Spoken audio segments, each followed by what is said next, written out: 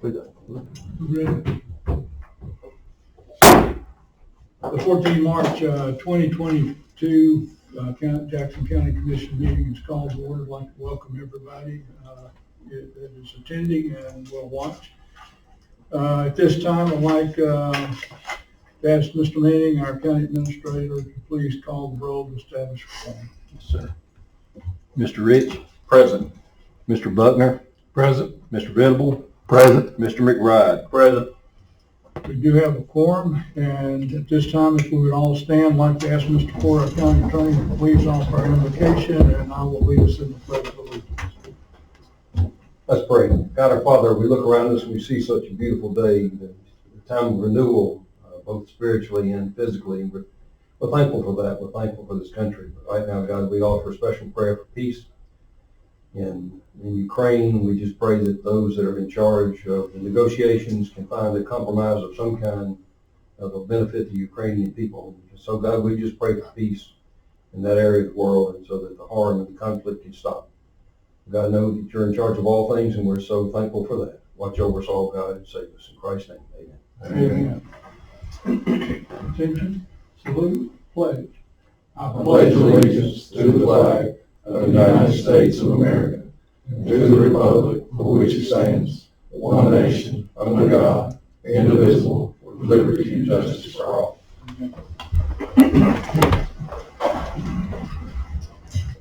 In your packet is the agenda for today's meeting. We do not have any additions at this time, so if I could get a motion to approve Mr. Chairman, I would like to add the for the sheds down at the park for the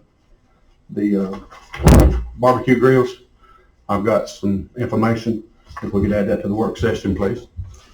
Okay, so we do have a request to add a discussion of the vertical roof at the county park. So with that addition, do I have a motion to approve the agenda with the addition of discussion of vertical roof at the county park? I'll make that motion. We have a motion, do I have a second? I'll second. All in favor say aye. Aye. Motion carries, thank you. Any awards or presentations today? We have none, and no public comments today. So at this time, we'll move into our new business portion of the meeting. The minutes are in your packet. There is the minutes for the February 25th work session in which we discussed the American Rescue Plan Act funding opportunities and options that we have. And we have in the packet the February 28th the Jackson County Commission meeting. Do I have a motion to approve and adopt the minutes as provided from the February 25th, 2022 work session and February 28th, 2022 meeting? I'll make that motion. Do a motion, have a second? I'll second the motion. Have a second, any discussion? That was good. No discussion, all in favor say aye. Aye. Motion carries, thank you.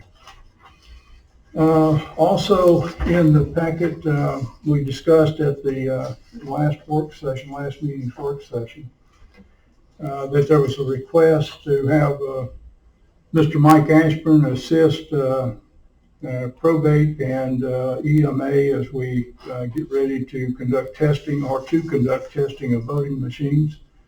You have a quote from Mr. Ashburn in the packet. Total charge for that quote would be for $2,550. That would include work for testing the voting machines and the new handicap voting machines in each precinct.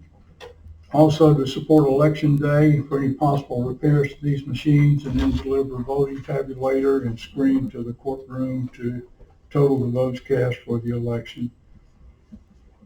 Do I have a motion to approve the quote for the voting custodian? I'll make that motion. We have a motion, have a second? I'll second. We have a second, any discussion? No discussion, all in favor say aye. Aye. Motion carries, thank you. Yeah, also in the last meeting, we had a discussion about an offer that we had from Mr. Foster and to help us to control the aquatic weeds around Sportsman's Landing. At that time, we discussed establishing a contract. That contract agreement, the draft is in the packet for review. The agreement is between Jackson County Commission and Foster's Aquatic Vegetation Removal. And in this agreement, the commission will give the contractor permission to park and store his vehicle, trailer, and related equipment on the property. And storage will not include overnight parking, but only during the daylight times that he is utilizing his equipment. And he agrees as a part of this contract for his equipment to keep the area around the shoreline of Sportsman's Landing and the boat dock free from eelgrass and other aquatic vegetation to the maximum depth allowed by the Tennessee Valley Authority. And any weed eradication, debris, and trash removed, that he will properly dispose of that. The term is for 1 year. It may be renewed by the parties for an additional 1-year periods. It does have termination notice considerations by either party of 30 days, or if we, the commission, we have the opportunity for immediate termination if we find just cause to do that. He has to maintain general liability insurance, and he shall hold, the contractor shall indemnify and save harmless the commission. So with that, do I have a motion to approve and sign contract with Foster's Aquatic Vegetation Removal, LLC, and allow parking of his equipment at Sportsman's Landing? I have a motion. I'll make that motion. We have a motion, I have a second. I'll second. Okay, we have a second. Any discussion? Does he want to get started pretty much immediately? Yes, he wouldn't start, as I understand, he would not start the work immediately. He has to procure his equipment. His equipment is not here yet. He anticipates receiving the boat that is ordered and I guess being built right now. He anticipates it sometime late May or early June. Yeah, I believe that's what he said about June. Okay, I couldn't remember. any other discussion or questions? No, this contract addressed all my concerns. Okay, all in favor, say aye. Aye. Motion carries, thank you. Next, we have a motion to approve High Top Resurfacing Agreement. That agreement is in your packet. And during the discussion period after the motion, I'd like to have our county engineer get up and explain the agreement. So do I have a motion to approve High Top Resurfacing Agreement? I'll make that motion. We have a motion. I'll second. We have a second. Discussion. Mr. Campbell.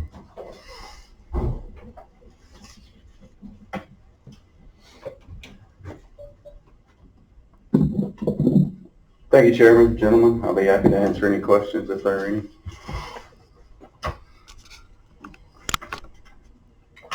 Okay, any questions or comments? This agreement, just so we all understand, is a share agreement of sharing cost of the High Top resurfacing. And the town of High Top has met in a town hall meeting, and they have agreed to this agreement, and we do have a signed copy of that agreement, in which they will provide $60,000, as I understand, towards this agreement, and we will provide the rest in the work.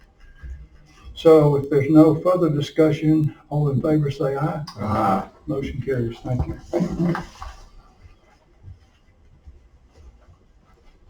In your packet is a motion to approve and sign a resolution to authorize the allocation of ARPA funds for eligible water infrastructure progress. This is a result of the work we're doing at Wonville and the work with the Jackson County Water Authority. This resolution acknowledges all the work that has gone into that, the agreements that have been established, and the risk assessment that has been done. It states that the ARPA funds may be used for necessary investments in water and sewer infrastructure. The county may transfer the ARPA funds to municipalities to make the necessary investments. That our work was done with the assistance from an independent consultant, and we enter into this to carry out the ARPA infrastructure project. It also acknowledges that we have identified the funds to be expended as a part of our ARPA funds up to an amount of $375,666. I will note that the project came in at a less price than had been estimated, and so right now our funds do not look to be at that amount. The Jackson County Water Authority will be a sub-award, a sub-recipient of funds for this agreement.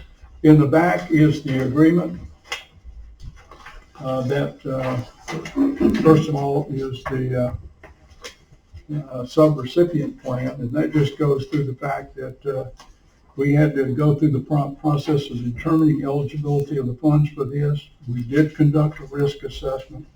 We did execute a sub-award agreement. We did set up a monitoring of performance plan. We acknowledge, and they must acknowledge, and they have acknowledged as a possibility that there will be audits of the use of these funds, and also acknowledges there has to be a closing out of the sub-award, and that requires them to submit receipts to us for all work done. Also in the back is the agreement that has been signed with the Jackson County Water Authority. So with that, do I have a motion to approve and sign resolution to authorize the allocation of ARPA funds for eligible water infrastructure projects? Gladly make that motion. Okay, we have a I'll motion, second it. we have a second. Any discussion or questions?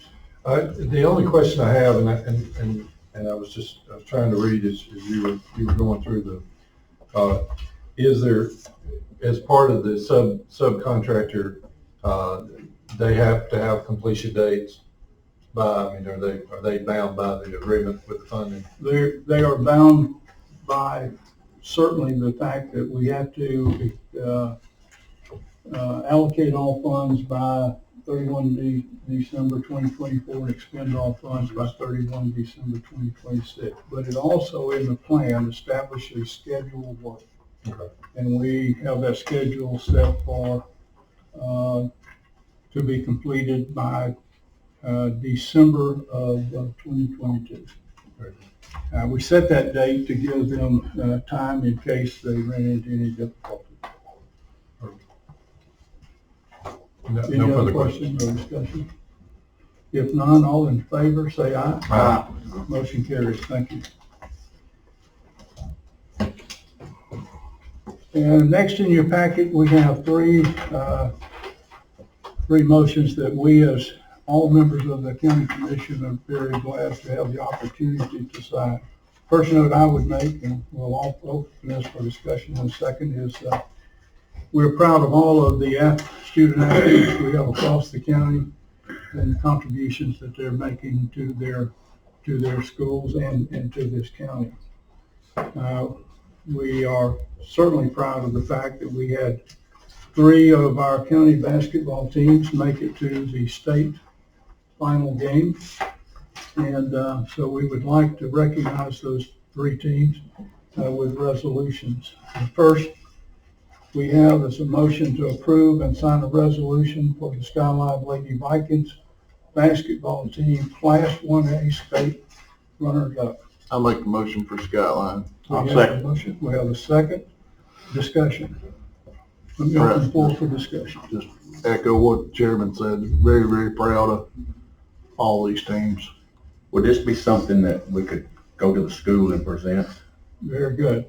I've asked Commissioner Buckner to check with each of the school administrations, and our plan is that all of us will set a date to go to the schools, for all of us to be there to present the resolution to the schools. Good deal. Yeah, and just so you guys know, I've asked the schools to give us 3 or 4 dates that would work for them, so that hopefully we can find something that will work for the majority of us. So if you don't mind, I'll take a little time and read our resolution for those that are watching to each of these teams. To the Skyline Lady Vikings, at a regular meeting of the Jackson County Commission, March the 14th, 2022. Whereas the Lady Vikings of Skyline High School are to be held in highest esteem, as they have instilled much pride in all the citizens of Jackson County, and particularly those of Skyline, Alabama, home of the Lady Vikings. And whereas the Lady Vikings have displayed speed, strength, and endurance while competing and capturing the area and regional championships in the Class 1A state runner-up basketball title. Whereas the trip to the state Class 1A championship game capped off an amazing season for the Lady Vikings of Skyline High School, as they finished with a school record of 28 wins against only 9 losses.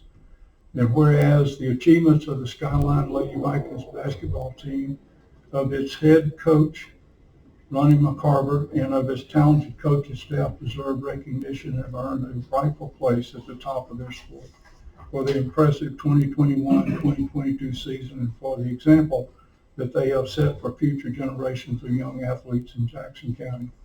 This body honors the Skyline Lady Vikings and wishes them the best of luck in all their future endeavors.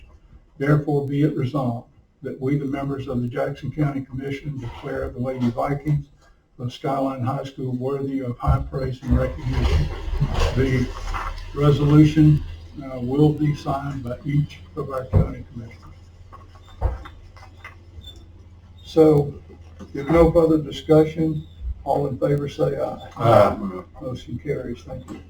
We also have a motion to approve and sign a resolution for Physical Lady Eagles basketball team Class 2A state champions. Do I have a motion?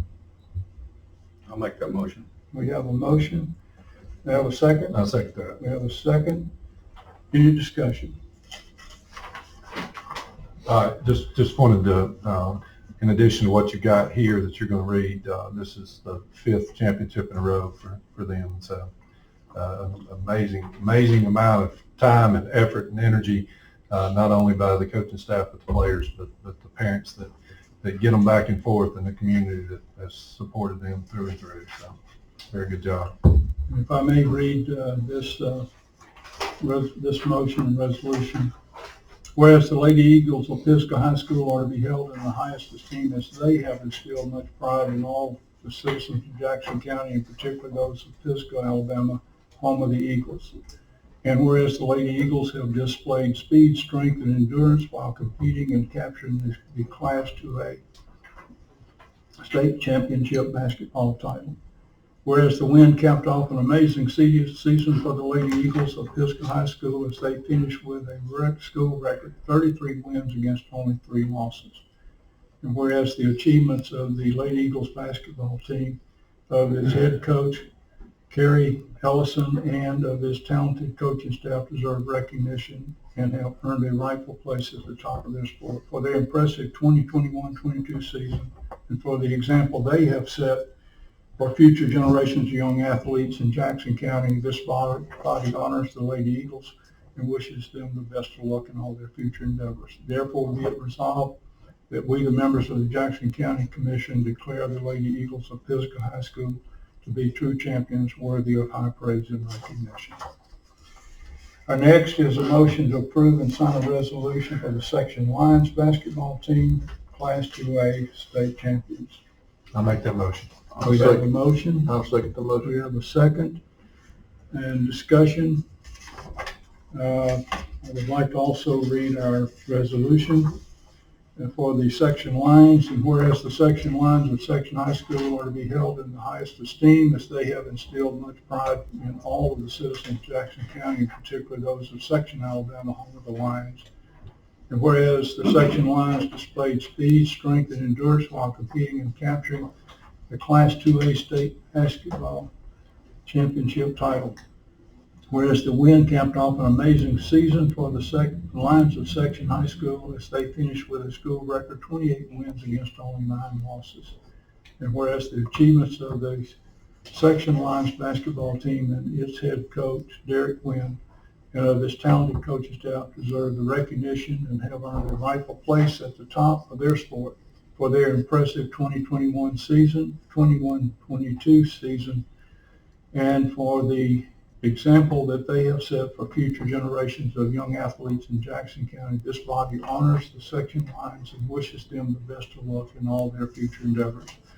Therefore, be it resolved that we, the members of the Jackson County Commission, declare the Lions of Section High School to be true champions worthy of high praise and special recognition. All in favor, please say aye. Aye. Motion carries. Thank you.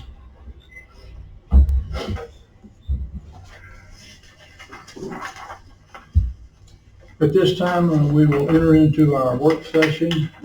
First on the agenda of the work session is discussion of solid waste non-paying customers. We'd like to ask our Director of Sanitation, Ms. Green. I will note that as we worked our budget this year, one of the items we identified is the non-paying customers and the impact that had on the revenue for our sanitation department. And so with that, Ms. Green. Okay. I would like to start off by saying that garbage service in Jackson County is mandatory. It is not optional. Unfortunately, we have about 350 citizens who do not abide by this law. We have went to the extreme to try to get these people to pay. This January 1st, we put a public notice in the paper. We ran it for 2 months, giving these people 30 days to come and settle their garbage bill. Unfortunately, we only had about 3 people do that. So if you will look at the paper provided, we have 12,991 total customers. There's about 350 not paying. The total debt owed to Jackson County Sanitation is $200,000.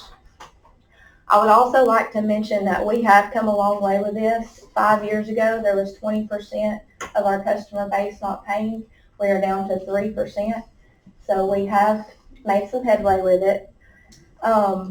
This is a total yearly lost income of $62,000 a year for us. We had a meeting with Judge Word, the Circuit Clerk's office, and the DA's office, and we came up with a plan to try to deal with our non-paying customers. If you will look, the first thing we're going to do is our office is going to do a site check to ensure that these people are still living at the residence. And after that, if it is confirmed that they are for sure living there, we are going to issue a court summons through the Circuit Clerk's office. Then the Sheriff's office will attempt to serve the court summons, which states a court date. Citizens make court appearance and is prosecuted by the Assistant DA, or the citizen will fail to appear and a warrant will be issued. Payment plans will be issued through the court system and not through our office. We would like to start this on April 1st if this body approves. Let me offer a comment that the plan here in terms of the process of serving summons was a recommendation of our court system as we do this. The other comment I would make, 12,991 citizens that we serve, only 350 are not paying, costing us $200,000. I would believe, it's just my thought, that those citizens that we serve that are duly paying for their fees for service would appreciate our taking action to collect the funds from these 350 non-paying members. So any questions or discussions? Yes. Is there any court cost on us for filing these claims? Not to my understanding. Okay. And the involvement of the Sheriff's office, is that something that we'll have to pay for them serving the warrants or anything of that nature? Well, it does involve their time to do this, but our thinking is that we're not gonna serve 350 warrants at one time. We will start off with 15. 15 one month and 15 30 days later. The sheriff's department still have a stack of warrants to be served on everything else they serve warrants on. I mean, Yes. these are not gonna be very high priority when it comes. The way that Judge Word described it to us is these are not going to be warrants that are laying in the sheriff's office. These are going to be court summons, which is done through the circuit clerk's office, which are served on a daily basis. It's a legal document, not a warrant. Okay.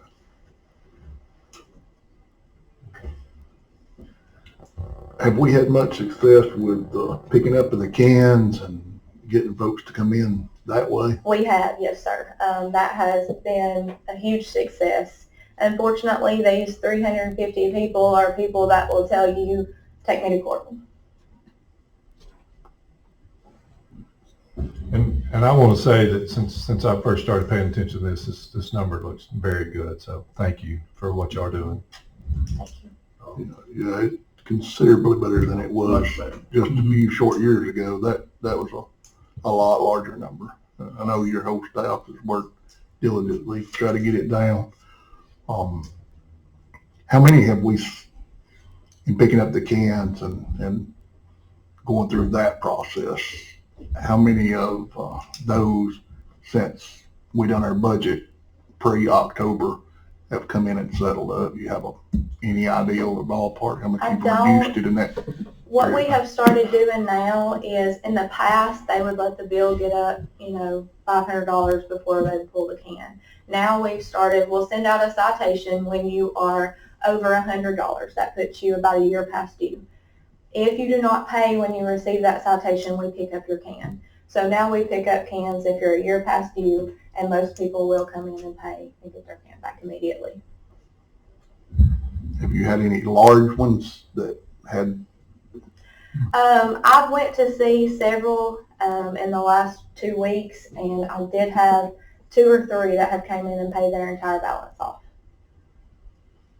So we also, go ahead, I'm sorry. Yeah, just thinking in terms of this 350, let's just say that they get emotional about this and decide they want to start getting right, but they can't pay in total. Is this something that they can make payments on, or? Absolutely. We will work with anybody on this, and I'd also like to make mention that if it's somebody that we realize that they cannot pay the bill, we recognize that and we work with them. Yeah, that was a comment I was going to make. Ms. Green and her staff have several people come in that clearly looked like they were in a situation where they would have qualified not to be exempt if they had known and come in under the exemption process. And so they have worked with them on that. Work with them, have they reduced their bills that they owed? If they should have been exempt from the beginning, they have worked to exempt them from payment. If they had qualified at the beginning of whenever they started running a bill. But we also had cases where the bills were not the people that are living there now. It was the bills of people that had lived there before. So they're working to. But they were still using the service knowing that somebody owed the bill. So the bill right now is charged, in a couple of cases was charged to the resident that is there now. It was not their bill, and they've never had garbage service. Never had cans. Is there any collaboration with any other agency that says these are the owners of the property and thus this is who should be paying the bill, or how do we know who actually should owns the be? property? We get a list each month from both co-ops in the county, Sand Mountain Electric in North Alabama, and we can go by that to determine who has the power on in their name. And that's basically what we use. Okay. But now, I mean, let's say someone owned the garbage can and for some reason they moved their past and there's still residents living there using that trash can. They know that they're using our service. Would they not be legally bound to pay for that service? Mr. Ford? Yes. Sure they would. It's the person who resides there that would be responsible for the business. regardless of who's. Right. Those are instances, like I said, we go out to each location to try to determine who lives there. We have come across several instances where the location is vacant or somebody else is living there. Those are just situations that we have to work through, and we're not going to send anything like that through the court system until we're 100% sure. Good job on lowering that number. It looks much better. Thank you. So the question before us is, do we proceed to implement the process of issuing court summons for the collection against these 350 non-participating individuals? So I would put the question before us, we put this on our next meeting agenda to approve initiating the summons process. Are we okay with that? I think if we don't, then it sends a message, hey, I can get by with, and if my neighbor's not paying their bill, then I'm not going to pay mine. So I think we have to follow through with that. Mr. Green, do you think at all it would benefit us to run an ad or a full page in the paper with a list of the people that are not compliant? That's a question for Mr. Porter. I would not do that. Because we might get somebody on the list that shouldn't be on the list. Then we would have published it in the paper that they are delinquent on their garbage bill. I understand what you're trying to do, but I would recommend against doing that. The Green had already called us about that, and that was our recommendation to him. And let me just say, this is, the proposal that has been made is the most humane proposal that I can recall, and since we've got in the garbage business on the best way to get this done. And it looks like we have the most cooperation now than we've ever had through the court system with the DA's office, with the judge and the clerk's office, with all of them being involved. That just seems to be the smoothest and best way we've ever come up with to enforce what the law says. And we did have the sheriff's office involved in meetings, and they're fully supportive and will support. Like Ms. Green said, we require by franchise our citizens have to be a customer. So we owe it to the paying customers to make sure that everybody's in compliance to keep the rates as low as possible. Absolutely agree. So we will put it on the meeting section to approve, and to approve us to move forward with the summons process on 1 April. Okay, thank you. Thank you. Thank you. Thanks for the work that you and your team are doing. Next on the work session agenda is North Sand Mountain Park trailer roof repair. Mr. Coggins. Yes, sir, gentlemen. As you may know, the county owns a trailer which is out at North Sand Mountain Park. This trailer was actually at the county park. It was moved up to North Sand Mountain, I believe, in the fall of 2012. I think it was. And when it was moved, it had a shingle roof added to it. That trailer is used by the caretakers out at the park. They open and close the gate, watch over the place, empty the garbage, keep the restrooms maintained, all that sort of stuff, in exchange for living in the trailer. The trailer roof is now leaking. It's my understanding that it's been patched up at least a time or two before. The main area where it's leaking now is along the front. There was, when it was at the park here, there was a porch attached to the front of it. And so where that porch used to join in that area there is where the leak is now, and it needs some plywood replaced and some subroofing repair. And additionally, there's some vents that if they're not, at least one of them probably is leaking a little bit now, and some more of them probably will be. So the contractors that looked at it said the best thing to do is just replace the roof rather than try to patch it up. Spend a few $100s now and probably spend a few $100s again in a few months, if even then. So the cost to replace that would be $3,850. Okay, any questions or discussion?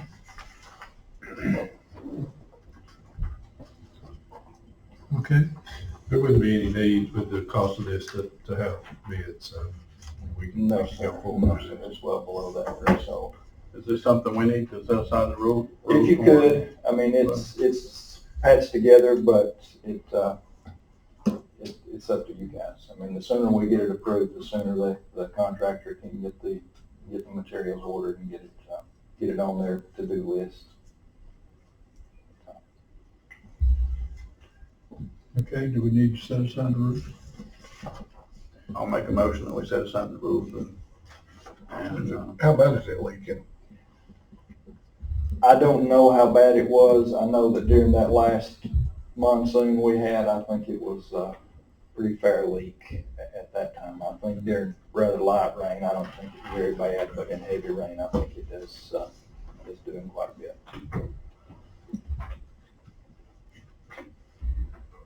Okay, we have a motion to set aside the rules to approve, North Sand Mountain Park trailer roof repair.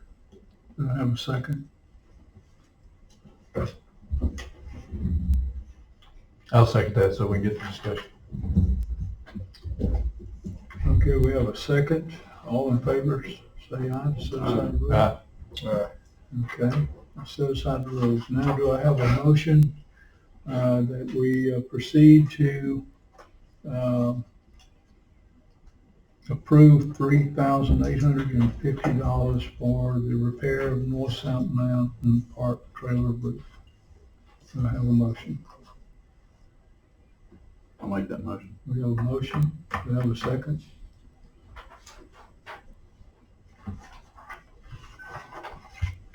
Yeah, I'll second that. Okay, all in favor say aye. Aye. Motion carries.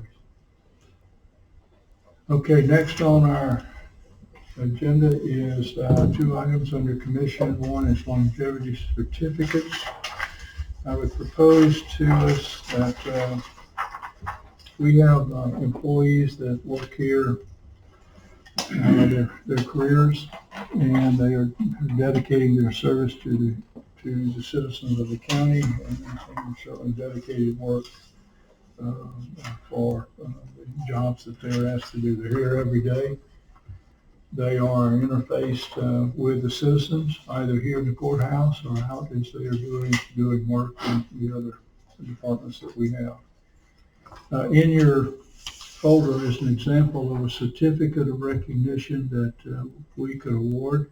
I would propose that we initiate longevity awards at 10, 15, 20, 25, or more years.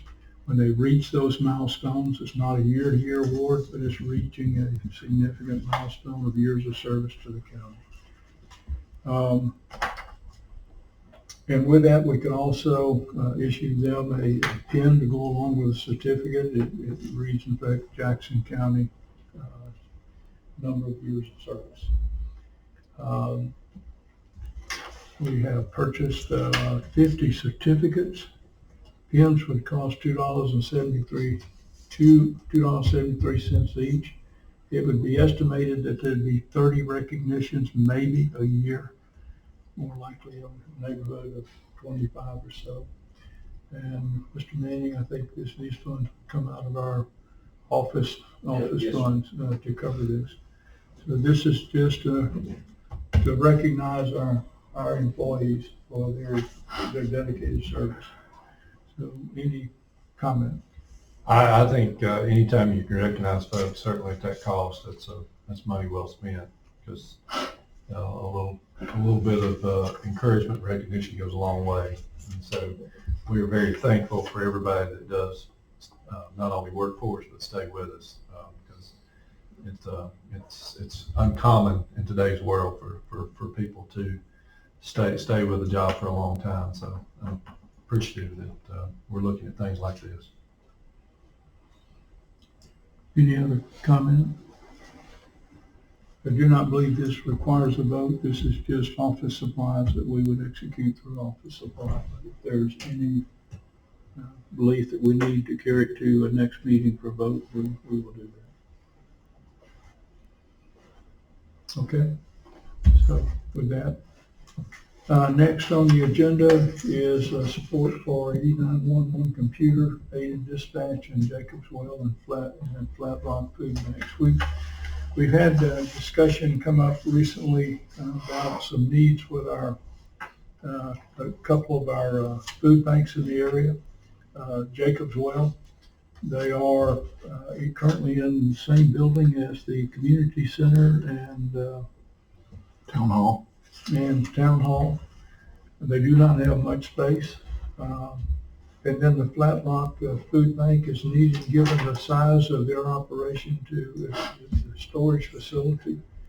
And so they've both asked for help. As you know, we've also, with our CDBG grant, we had established that part of that grant that you guys put together last November timeframe and was approved in July was to procure computer-aided components to go in our vehicles. We are working, Commissioner Venable and I have been working with the Sheriff's Department, the police departments, the mayors, E911, the volunteer fire department organization in the county. Our approach would be to change that to a computer-aided dispatch system that would go in E911, and right now it's supported by everybody that is involved in those discussions, and we're in the process of moving to bring that forward. But part of this discussion is to move rapidly to for the Jacobs Well and Flat Rock food banks. We could use the CDBG funds to do that. And where we were going to use ARPA funds for the food banks, we have now determined that we can use ARPA funds for the computer-aided dispatch system. Let me turn it over to Commissioner Venable. He has been involved with this, with the food banks, and any comments? Yeah, what I had approached Chairman Nance about the Jacobs Well and Flat Rock had both approached me multiple times with immediate needs, and we have, I think, $203,000 left on that CDBG grant. Yes. That would more than take care of the needs for both of these entities immediately, and then the 911 needs, there would still be some dollars left there for that, but it would also be eligible for ARPA funds. Jacobs Well, $117,000 was what their bill. They've asked for $60,000. Yeah, if you guys will remember, Miss Betty Bellamy presented to us a couple of meetings ago with a request of $12,000 a year for 5 years, which would be a total of $60,000. But she said a lump sum of $60,000 would be, work just as well for them. It wouldn't have to be drawn out over time, which is good because that obligation would outlive the CDBG grant availability. The Flat Rock Community Center, they're requesting, do you remember, $65,000 what their total project cost was going to be, and they're requesting the total cost of the project. With $203,000 there, it'd be up to the commission on, if we pursue helping out of that, do we want to help one and leave them with some debt and help the other one completely, or do we want to back off what Flat Rock is requesting and prorate that out? Or I don't think it would be fair to help one in completely and not help the other one completely. So we need to decide if we do this, how we're going to go about it. How much is the total for Jacobs Wells? $117,000, I think is what their total building cost was projected to be. But they're just asking for $60,000. Yes. $117,000 and then $65,000. 65,000. So that'd be $182,000 total building costs for both projects. I'm not saying I want to do the total building project, but I think we need to be fair in how we help. One of the discussions we had with them last week, I think it was, well, week before last, we had with them, is rather than for Jacob's Well funding 5 years of food costs, which if we were to do it that way, it would have to absolutely, because it's federal funds, go right to the food cost. It may be better to fund directly $60,000 to the building fund. That way, what they're borrowing is less, and so the interest rate would be less on that. They are talking with, I believe, the USDA about loan opportunity at a low, Correct. very low interest rate. Yeah. To do this. And that, the Jacob's Well, they are eligible because they have a clear deed to their property, whereas the Flat Rock, on their deed, it's much like the Ruritan at Bryant was. It reverts back to the Methodist Church that donated the property. So that stipulation on their deed would disqualify them for USDA loan. Right. They would have to take out a conventional loan for theirs. Jason, looking at your proposition or your question of, funded partially one and completely the other, if 117 is the complete for Jacob's Well, the request of 60,000 is 51% thereabout, and so 51% on Flat Rock would be $33,280. So just if you wanted something that would be comparable to the request, is that what you're alluding to? Or? Yeah, I'm just making sure everybody has all the facts. Right. I mean, I see I your just want to be point. as fair as I can be, but again, Jacob's Well will be eligible for a USDA loan with 2%, whereas the Flat Rock will not be because of the stipulations that's on their deed. And just because there's a $60,000 request, I'm sure they would happily receive anything that we. Have they already started construction? The Jacob's Well has built their pad, and the church pad, I think, is all that they've done. Flat Rock, they should have their concrete poured. They were poured the day after we met. Their concrete pad was being donated from sources where they needed the money was for the building cost for that. One other note, we have looked at certainly whether there were any issues with us changing our approach of using how we use the CDBG funds. Because we had food banks in the CDBG funds originally, we can switch these funds that we have for CAD into the food bank support. Also, we have checked with the folks at IEC, and they are in agreement we could use under our new approach, which is less restrictive and opens it up for government services. We can use funds, ARPA funds, for the E911. Additionally, that allows us, if the E911 comes in, estimated cost was around $200,000 for this E911 system. If it comes in a little higher than that, we have the, I'll use the term, the flexibility to pay that cost out of the ARPA funds for what we want to do with E911. So from that standpoint, we do not have an issue of how we use our funds between the two. And also we can mix funds. We can mix CDBG with ARPA funds. We've checked that. So before us is supporting the Jacob's Well and Flat Rock food banks with funds from our CDBG grant. Funds are available to do that, in supporting our E911 computer aided dispatch system out of our ARPA funds, mixing with CDBG. I would like to request at the next meeting for us to have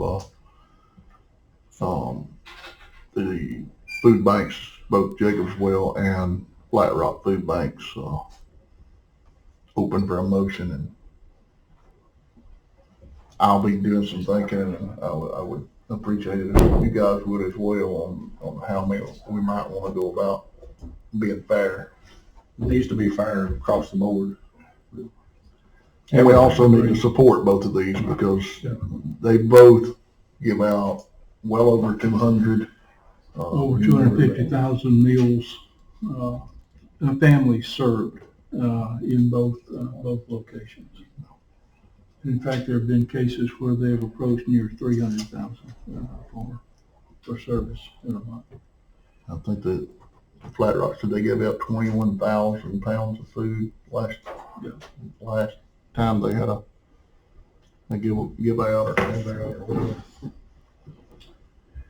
The other note about, and I'd like to just talk a little bit about what we're trying to do with our E91 computer-aided dispatch. And right now, our system is multiple dispatches, and when the E911 call comes in for service, many times we have to, I'll use the term, do a translation from the dispatcher at E911 calling the dispatch, whether it's in Bridgeport or Stevenson or in the sheriff's office, and relaying information, and that takes time and sometimes confusion.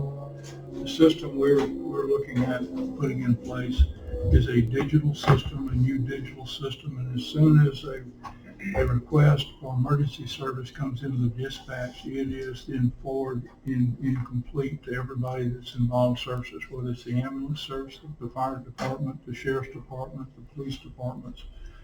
Everybody gets the information instantly. It also provides for a records management system, mobile dispatch system, records keeping, allows for, it is a very updated system to support our citizens across the county. That is what we're trying to accomplish here. And again, I would say thanks to everybody that we've been working with, because there's full support across the county for this. I'm very happy to see the partners and the folks that came to the table to have this conversation. It could very well save lives. Currently, Mr. Nance said, if you dial 911 and you give them the address, they plug that in, and it's under the umbrella of Stevenson, and they transfer your call to the Stevenson dispatch. So you have to go through and tell them again what your emergency is. With the CAD system set up that way, they could load that information. They would still transfer them, but when they transferred them, that information would be with them. So it would cut response time, the way I understand it. Yes, and with this, whenever the information is relayed, you get a map and geographic information system puts the map right there. You get mobile data system, mobile home screen. You get the records management, admin systems management, export capability, address location for where the event is, system search. They can look up master names. Also, if it's a COVID situation in the home, that comes up from previous COVID data, so the sheriffs and fire departments know that they're dealing with a COVID situation. Also, I just wanted to say it also helps with the first responders and the ambulance folks to know, there's been a shooting or a domestic dispute. Sometimes they get a call and they roll up on the job site or on the scene, and they don't know that there's confrontation going on or whatever. With the CAD system, everybody that the dispatcher allows to see that information can see who's en route, who's on scene. I think it'll be a big help to all our agencies. So for our next meeting, we will put both these on the meeting agenda to support. We still have some work, obviously, for each of these. Getting the bid and spec package for the E911, that is in work now, and making the decision on how we're fair with our Jacobs Well and Flat Rock, as well as we want to support the other food banks around the county. So we will put this on the meeting agenda for next meeting. Any further questions or comments? With that, that's the last item that we have in our work session, except we now have the addition of, I almost forgot, Mr. Rich, a vertical roof for county park. Yeah, back, I don't know, when did the fire department or fire marshal tell us to get our cooking grills off the It dog? was at some point in the fall. Okay. Ever since we had that done, I've had several to get in touch with me over. We got them sitting out in the open in the grassy area right now beside the sidewalk. People was asking, could we get a shed for when it's raining and when they're cooking, if, get some kind of shelter for them. And I went, this here is from the local carport builder here in the area. And looking, at I don't know what size, 12 by 20 or 18 by 20, whatever. The vertical roof would be less likely to leak, with its standard roof system. But it's just something that, to look at. It's not that much. It's well under the bid law. And they did say last week, 20%, I believe, increase of these prices due to the current events that's going on every day. But that's just, I'd like to get something, when it's raining and stuff and everybody's down there cooking, they can get underneath it, out of the shelter. If you had brought this up, Yeah. Yes, sir. I actually had two contractors who were supposed to come last week Mhm. to look at different prices, and neither one of them have shown up yet. But that's built, everything, they said within, the ground needs to be within 3 inches. So that's cost of everything down here at the local store here in town. Refresh my memory, but isn't there a pretty good incline walking down to a dog? Yes, there is. There would have to be some site work. What about on the shoreline? Took that fence down and turned the building lengthwise with the shoreline instead of trying to run it up and down the hill. I still think you're probably gonna have to do a little bit of leveling, and of course, I don't know if you were wanting to do gravel or Yeah, gravel, if you want. Yeah, we could Gravel or always concrete. it later. Yeah. This will require TVA approval to put something there, so we can pick out the side and, submit our drawings and all that stuff. Of course, now this was installed price? Yes. Installed price. Mhm. That's the groundwork being within 3 inches of being level. So David, what you're gonna need to do is go and talk to Heather at TVA, find out what we have to go through. to Yeah, do and this. I had actually asked her about this, Okay. previously, and she said that it would require, what is it, 26, section 26, is that the proper name for the, permit? A or something. 26A, something like that. It will require that because it's close enough to the shoreline under that 601 line, so it will Maybe we require. can, put a retaining wall out of something on the lower side, or cut a little bit on the upper side, put a retaining wall in, or something, a bench or something. Yeah, it would require a little bit of site work and some gravel. So can you get with her and determine exactly what we need to do and the process we need to bring that back to the next work session? Absolutely. Okay. Like I say, two contractors didn't show up, which is fairly common these days. Yeah. All right. Appreciate it. All right, thanks very much. With that, we'll move into reports from our staff. First, County Administrator. Mr. Mendoza. Nothing, sir. Thank you. County Engineer. Nothing, sir. Thank you. Okay, thank you. And we will have on our meeting agenda, work session next meeting for our local roads. So, thank you. County Attorney. I don't have anything, thank you very much. Okay. With that, EMA, Mr. Smith, anything? Let me say thanks to the work that both your staff and our public works staff did over this past weekend.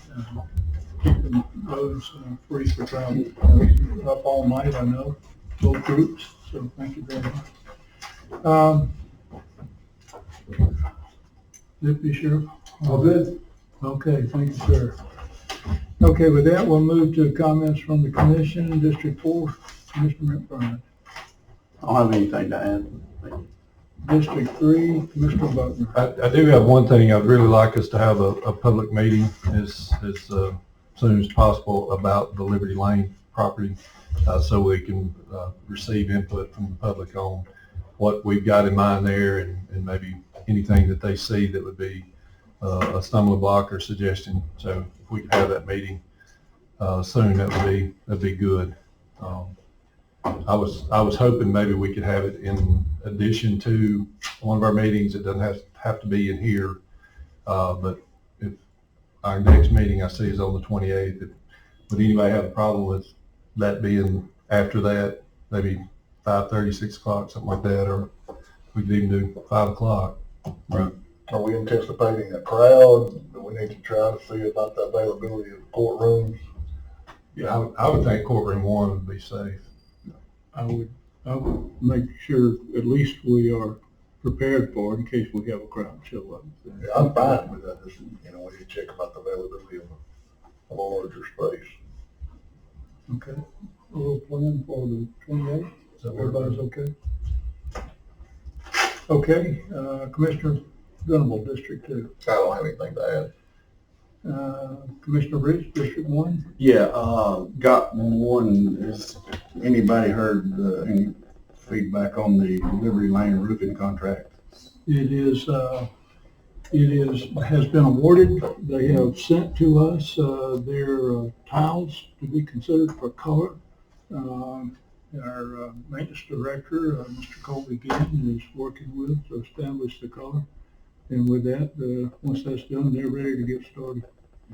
So it's underway. Also, I will tell you, just as another, I think next week, we do the bid opening for our lawn maintenance activity. That is out. So, That's good. okay, and I have no further comment other than to say thanks for everybody for being here today and for the great work that everybody's doing. So with that, next meeting date is March the 28th, 2022. Do I have a motion? I'm gonna try to get ahead of Commissioner Rich this time. Do I have a motion to adjourn the meeting? I will make a motion. All right. Second. Second. Okay, all in favor, say aye. Meeting is adjourned.